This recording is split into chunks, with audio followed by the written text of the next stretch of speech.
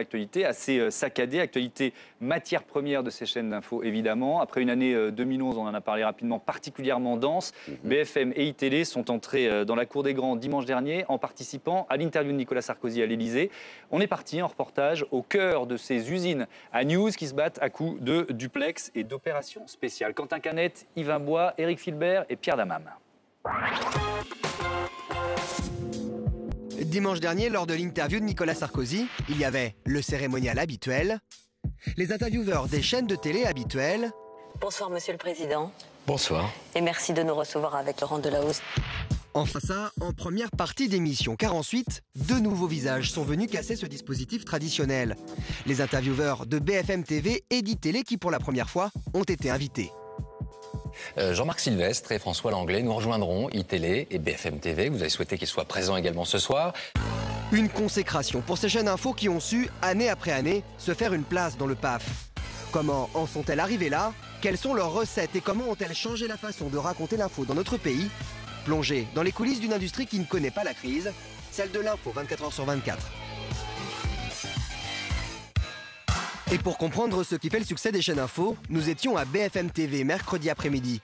Alain Marchal, le présentateur du 20-21h, est un homme heureux.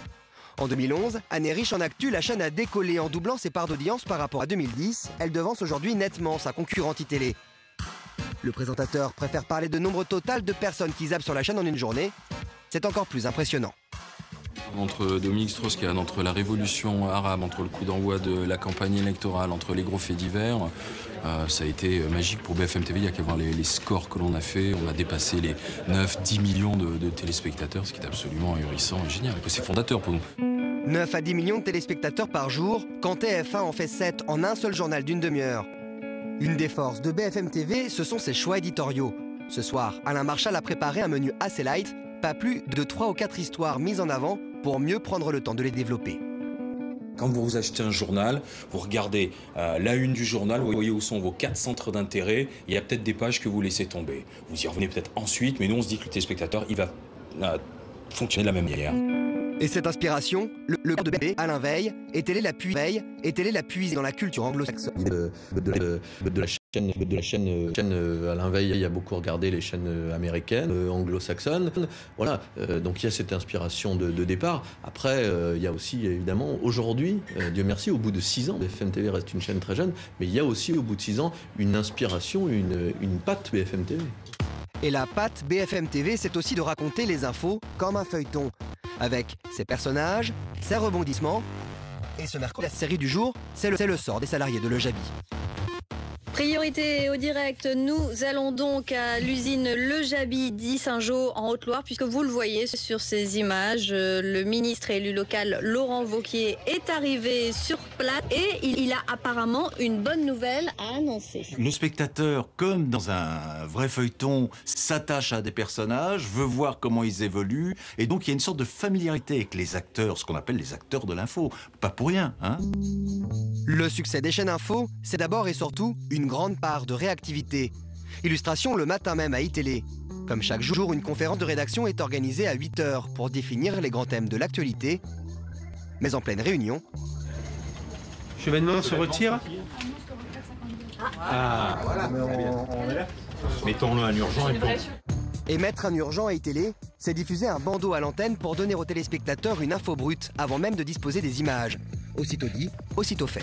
Ce qui fait la crédibilité d'une chaîne d'info, c'est à la fois la réactivité et aussi la pertinence. C'est-à-dire qu'il faut être les premiers à mettre les infos à l'antenne, mais aussi être le plus pertinent. Si vous avez la réactivité sans la pertinence, vous ne gagnez pas le match. Jean-Pierre Chevènement vient de l'annoncer. Il se retire de la course à la présidentielle. Il ne précise pas encore pour quelle raison. On parle peut-être d'un manque des 500 signatures. Une réactivité qui force les présentateurs à un exercice, l'improvisation. Ah oui, ça c'est. Je pense que ça doit être une des grandes qualités des présentateurs ici, c'est de savoir improviser, ouais. Autre contrainte, produire 18 heures de programme en direct, même quand l'actualité présente des signes de faiblesse. Pour ça, il y a un truc imparable, les duplex. Cette vague de froid, cette vague de neige arrive du nord-ouest du pays et va vers le centre. Pour l'instant, la neige ne tient pas trop sol, c'est donc une bonne nouvelle pour les automobilistes. Cette phase donc pourrait durer encore des heures et des heures. N'allez pas dire aux chaînes info qu'il s'agit là de non-information. C'est de l'info, quoi. C'est sur des choses qui se passent. C'est pas simplement le fait de dire il fait froid, c'est le fait de dire sur la Côte d'Azur, ils n'ont pas l'habitude de rouler sur le verglas et ça prend vite des proportions énormes. Duplex, plateau d'experts, habillage, les chaînes traditionnelles ont désormais repris les codes des chaînes info pour leurs journaux télévisés. Ce que confirme le directeur des rédactions de France.